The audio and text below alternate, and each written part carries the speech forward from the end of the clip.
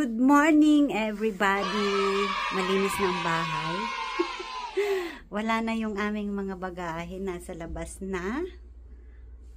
Today is our flight. Going back to Philippines! Andun na sa labas yung aming luggage. Hindi na ako nag-house tour dito. Panoorin nyo na lang sa aking upload. Nandiyan naman yung ating mga videos. Pareho lang po. Yung andun na si Hapon sa labas, oh. Ayun, oh, naghihintay siya dun sa friend namin. Driver. Grabe po ang lamig. Ayun, oh, namumuti yung sahig. Tsaka yung mga damo doon, umuusok naman yung aking ilong. Ay, aking bibig. Dada! Dada! Naaho tuloy ako. Buang talaga. Nag-off na kami ng ilaw dito kasi nagtatago kami dito sa sa kadiliman. Baka makalimutan ko kasi paglabas, diba, pagdating ng aming friend na pagdadrive niya kami. Ako lamang, makalimutan ko lamang. Ayaw, di ba? Mag-ulyanin naman ako, hindi ko na off ang ilaw, di ba? Alam nyo naman. Ayan. Kailan pa kaya ito lalaki halaman na to? Pakita ko na naman ulit. Binuksan ko ng konti yung kortina kasi ang mga alak is life, oh. Dito yung aming master. Ganyan siya, oh. Ganyan siya. Panoorin nyo po sa aking video. Nasa part 1 po ito ng aking vlog. Ang laki po ng views niya. Kaso yung part 2 hindi na po nila pinanood. Na-stroke na yata. Na-stroke yata yung mga viewers natin. Kasi hindi na pinanood yung aking part 2. Ganon pala yun. Ayaw, di ma. Siguro part 1 lang. Kaso ang haba nga. Ang laki nga niya. Ang laki ng bahay kasi, kaya ang haba talaga ng ating video. Tingnan nyo yan, oh. Lamesa. Ganyan ka. Andito yung gamit ni Taka, oh. Yung kanyang bag. Ganyan kahaba yung mesa.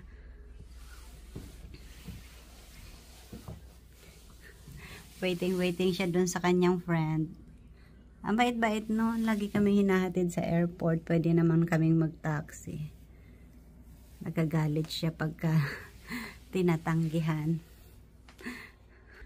Miss na miss niya kasi lagi yan si Hachilia. Mag-best friend kasi sila, kaya ganon. Laging Kaya yun ang mas kilala ko, kabiruan, kasi nga, siya yung laging nandyan. Laging nandito sa bahay. Or lagi rin kaming nandun sa bahay nila. Makikain. Malinis na. Pag kami nandito, magulo yung bahay. Ganon yun. Magulo. Ang dami kasi naming gamit ni Taka. Eto siya, oh.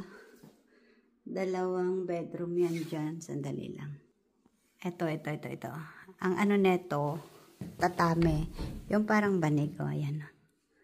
Oh, diba? Tapos nandito yung 2 kwarto. May mga nakasulat. Ito kay Taka, ang kwarto.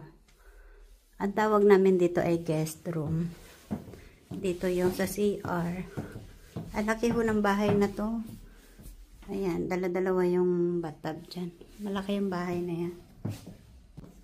Tapos mas malamig dito banda sa kabilang bahay na to. Kasi, ewan ko, basta lamig na lamig ako dyan. Ang lamig dun sa banda doon. Kahapon, umuulan ng snow. Kaya, medyo, na kami nakauwi kahapon, 6:30 PM na dito. Ang umuulan ng snow. Kaya, Diyos ko, sabi ko, bakit ganun?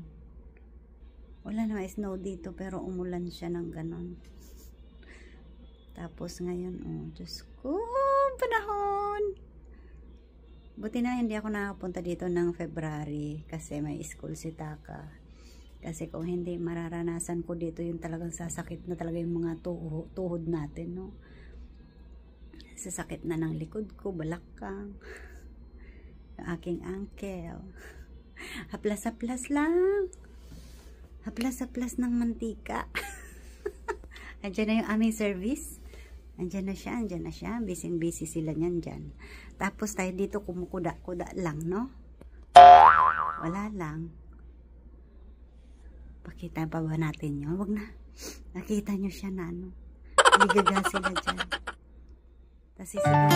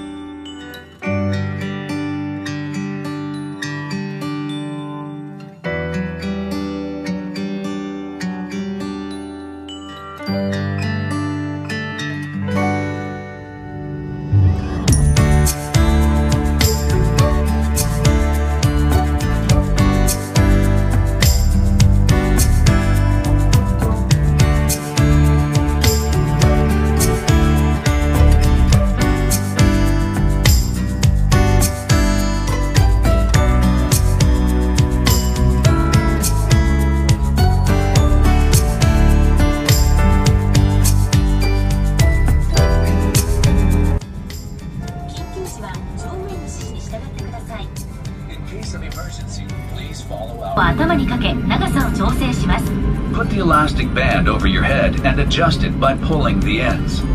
衝撃に備える姿勢をとります。 In on both sides of the aircraft. Check your nearest exits. 乗務員の指示に従い。哎呦我的妈！ And wait for instructions.